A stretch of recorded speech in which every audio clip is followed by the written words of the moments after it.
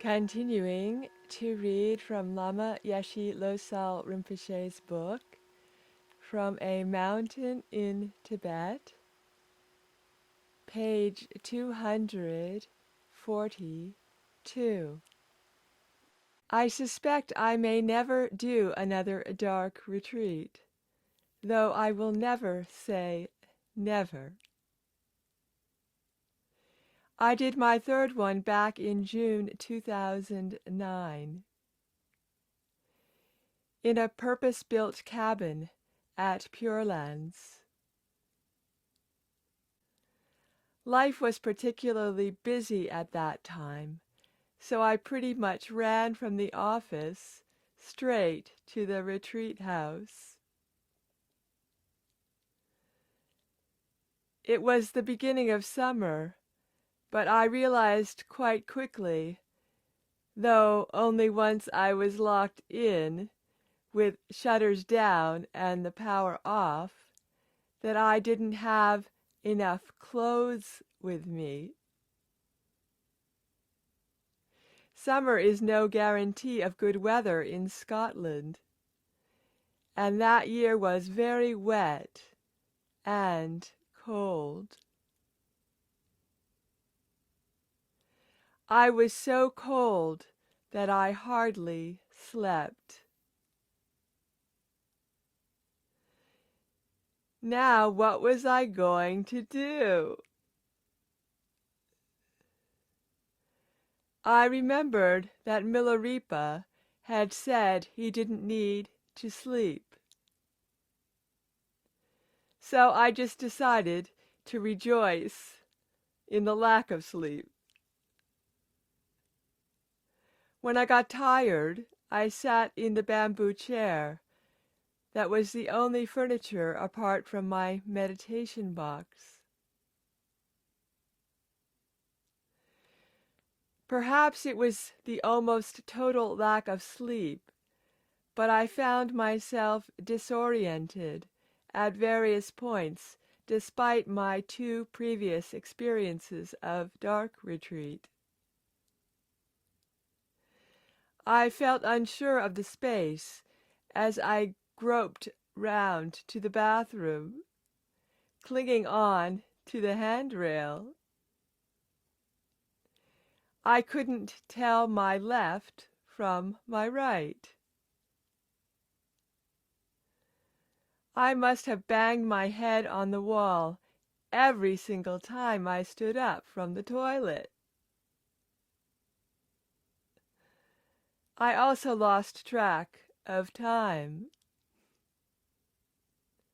One day, Sering Tashi, who was my attendant throughout this retreat, brought me lunch as usual, but I didn't notice it. The following day, I was confused to find 2 trays. I had missed a whole 24 hours. I also experienced a very unpleasant hallucination.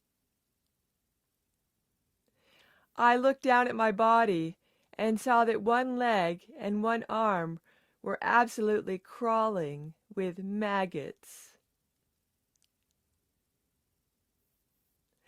I felt as if my arm was actually coming away from my body. Fortunately, I was prepared for this sort of thing. I was able to touch my arm and experience that it didn't feel bad and wasn't coming off, even though what I could see seemed absolutely real. I think this was the best of my 3 dark retreat experiences, because I completely lost all sense of day and night, had no need of sleep, and managed to see through the unpleasant hallucination. Once again, I completed 49 days in total darkness and silence, without the daily support of a mentor. I am the only person in the world, as far as I know, who has accomplished this, and am proud that my brother Akon asked me to carry the dark retreat lineage on his behalf, which means I can pass on the teaching to others.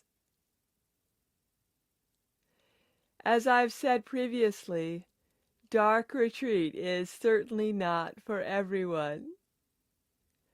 But for those who have truly stabilized their mind, it offers unparalleled opportunities to experience selflessness and the illusory nature of reality. Interestingly, neuroscience is increasingly demonstrating the neural base for the way our brain creates our own subjective reality.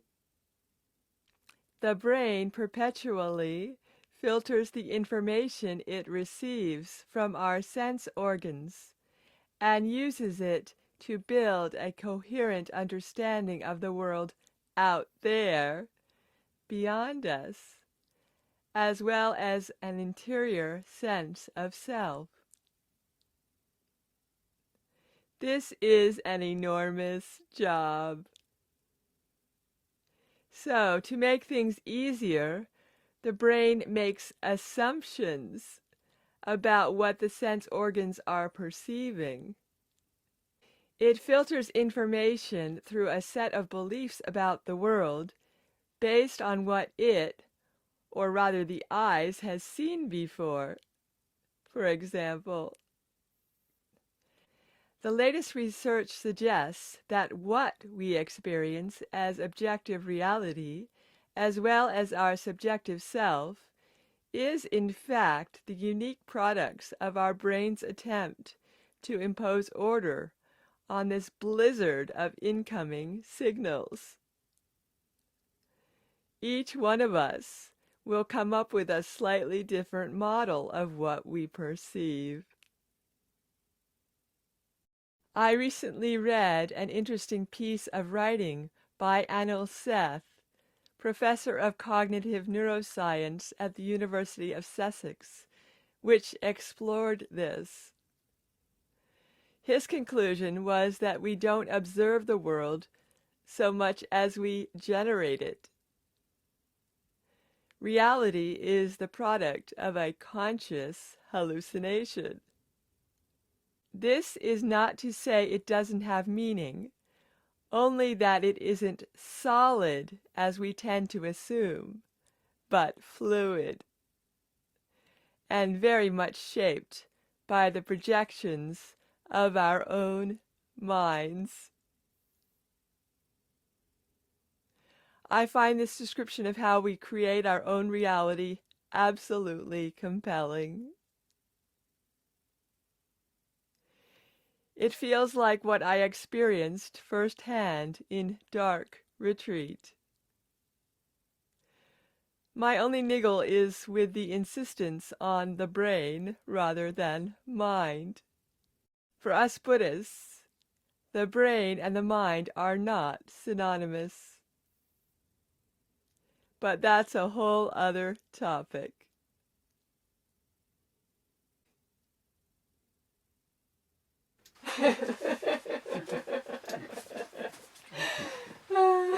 Put your best smile on.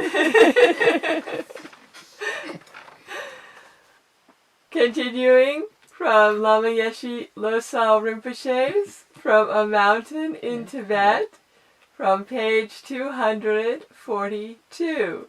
Well, it seems like Lama Yeshe still got a little more teaching to do. I was thought he would maybe going into a retreat for a long time, but it looks like he's still got to give a lot of teachings yet. Yes. Yes. Every page of his book. Yeah. And the people's experience, and usually this material science goes this way, and spiritual science that way, and they meet up here. That's where quantum physics is, and that's where they discovering that Buddhist teachings is true. The scientists are finding that out with quantum physics. It's amazing, isn't it? Yes. It's miraculous. Yes. It's a very exciting time where the science and the spiritual can come together. Yeah, they're coming there at quantum physics, they're meeting there. Yeah. Wonderful. Yes. It's exciting to think about. That is an exciting subject, yes. Yes. Gives you a lot to think about. Yes. Yeah. Great minds think alike. Yes, that's right. Heading in the same direction. Same direction, aye. Yes. Yeah, so there is a lot that goes on through the mind. That's good at quantum physics and neuroscience is bringing a lot of things together, you know. So I don't know what a psychologist thinks about this, you know. Yes. Because a lot of things they don't actually to believe in, you know. But quite the science are bringing it into being fact. Yes. Yeah. Well, it confirms people's experiences, doesn't it, when the theory can be used to back it up. Yeah. Yeah. So the science, material science is getting closer to the spiritual science. Searching all the way on the outside, and it can be confirmed by the inner experience. So we don't know what discoveries is going to open up for us. Exciting times. Yes. So what do you think about Lama Yeshe Losal Rinpoche's third dark retreat? Well, assuming that all his retreats he had quite different experiences. Yes. He had a different experience from the first one when he went into Holy Island, and he had a good one experience in Holy Island compared to he had in Nepal. Yes. You know, and then so I don't know how he maybe the one he did it in the Pure Lands might have given more experience and more insight into things, you know. Yes, more challenges. So yeah, although one in Holy might have been a good one, but maybe for more learning, the one at Samueling might have been helpful that way, you know. He had more obstacles to overcome. That's right, yeah, that's right. Yeah, well, you can imagine you're fumbling about in the dark and you don't know where you're going. I can understand how he bumped his head a few times. Yes. But anyway, it was an experience. Well, he had two things going on at the same time, didn't he? He had his inner awareness, and then he had what his senses was providing, and he kept having to reality check, double check what's going on here. That's right. Is it the way I think it is because of what it looks like, or is it something else going on altogether? Yeah, that's right. And the power of the mind, because it was the filter in which all that information was getting organized and sorted, and the meaning was being put to whatever he was sensing. So it's a very powerful thing to have the senses saying one thing and the mind trying to figure out if it is solid or not, when the whole question of solidity is at the heart of the matter, isn't it? That's why it's good to have a good, strong, clear mind. Yes. Yes. But very sharp, so anything that comes up, you'll be able to work it out. Yes, think it through. Think it through, yes. Bring inner clarity or the conceptual clarity into the experience. That's right. With the emotions and the sensations. Yeah. Have everything work harmoniously together. Yeah. Yeah. So, let's all go. It's a big test, isn't it? Because we take everything to be so solid and so real. And in a situation like those that Lama Yeshe Rinpoche is describing, the solidity is not just a concept, it's actually, he was grappling with it. Is this wall solid or not? Where am I? Where's my right and left? Is it day or night? Yeah. Everything that we take to be solid was giving way and dissolving, and then what's left? Yes, it just shows you the different dark retreat experiences. You're getting different experiences and different results. Yes. You know. Well, also whatever the mind chooses to focus on becomes what we think is real. So I don't know if it's always able to see through the roof and the walls as well, and the one at Samuel Lane, because he never mentioned that. Were any of those previous experiences of the light permeating the room and the capacity to see through the walls or other such sensations or experiences part of the third retreat? Is that the question we want to ask? That's it, yes. So that's our question for looking again at the topic of the dark retreat, wondering if those earlier experiences also came into the third one or not. Yeah. Because those were very interesting experiences to have, with it, that sense of the presence of light and that sense of being able to see through walls, all part again of this lack of solidity, isn't it? Yeah, that's right. It becomes much more fluid and much more light-based. Yeah. So it all becomes the particles of light, or the rays of light. Yes, it's like that, you know. In quantum physics, also discovered that a particle can be in two different places at the same time, you know. Yes. That's another thing they discovered. Yes. That's a lot of things are starting to come to light. Yes. Yeah. And the light can be a particle or a wave depending on what the person observing it expects. Yeah. Well, everybody has different mindsets or a different psychological makeup, don't they? Yes. So that's how they'll experience it different. Yeah. That's our uniqueness, isn't it? Yeah, they'll experience it different from that. Yeah. So a lot to think about, isn't it? Oh yeah. It all goes back to one of Lama Yeshe Rinpoche's main points, is that the positivity that we can bring into any environment or any situation will help us to perceive that within that situation. Because if we're looking for the positive, we can find a way to find it. Yes. So if we need to change ourselves, we could find a way to do that too. We don't have to be fixed and locked into things that aren't working. We can keep transforming. I think it's very much related to something that Holiness Karmapa said in his 2008 tour to the U.S. He was talking in Boulder, Colorado. And he talked about if we want to make the world beautiful and pristine and very special indeed, well, we all need to be artists who have a picture of the world that is so beautiful and so in harmony with nature.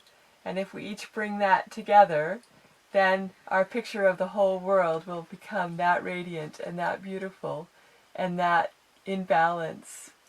It fits together, doesn't it? Yeah, when that happens, everybody has to come together. That's right. In harmony with each other. That's right. Yes. That's our way forward, isn't it? Yes. So may all the good qualities overcome all the negative ones. That's right. May the goodness permeate ourselves and others. The more people in the world practice Dharma, the energy will build up and it could come better. They can eventually overcome the darkness. Yes, the confusion and the separateness. That's we right. can come together and recognize our unity and the way in which we can actually support each other. Yes. So it's a very optimistic picture of the world, and it's also one that seems not just theoretical, but through experiences like Lama Yeshe Rinpoche's in Dark Retreat, the theoretical becomes very practical, becomes a lived reality. And that in and of itself is profoundly transformative. It's not just talking about concepts out there. A lot of people just experience everything in their mind, but not on the practical side. Yes. Not on the experience side. It's just stored up in their mind. And it's not doing any use up there unless you put it into practice. Yes. That's where the retreats come in, isn't it? Yes.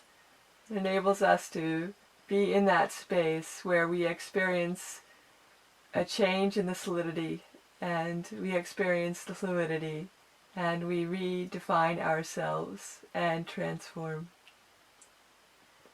Move ever towards the positive. Yes. And Lama Yeshe Rinpoche is yet again providing a very inspiring example for us and encouraging us to take steps in these directions with these role models and ways in which we can work with reality and work with ourselves. Baby steps, middling steps, and then full steps. So again, we're very grateful and appreciative for Lama Yeshe Rinpoche engaging in 3 dark retreats As he said, he's the only person he knows of in the world who has done the practice in quite this way. And what a gift that Rinpoche instructed him to go in this direction and to carry this lineage so that it will carry on and be accessible and available to those who are able to engage in this practice, and those that are similar to come to an inner place of realizing the theory, not just having it up in the intellect. Yes, Lama, I think you should have a book written up on this subject for people to read. Yes. I think so. Practical steps taken. Yes. Along the road of meditation. Yes.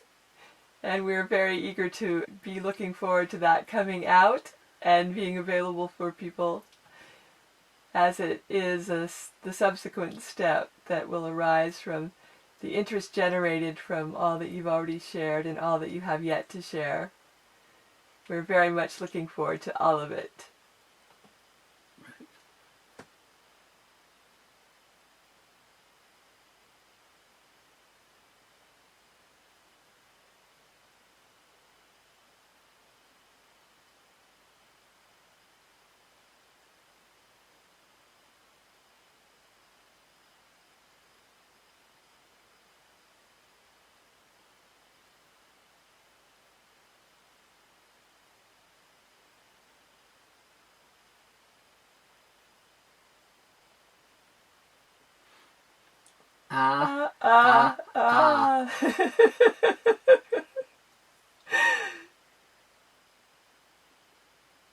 Om Mani Padme Hum, Om Tari Turi Soha, Om Aham Bezagura Pema Siddhi Hum.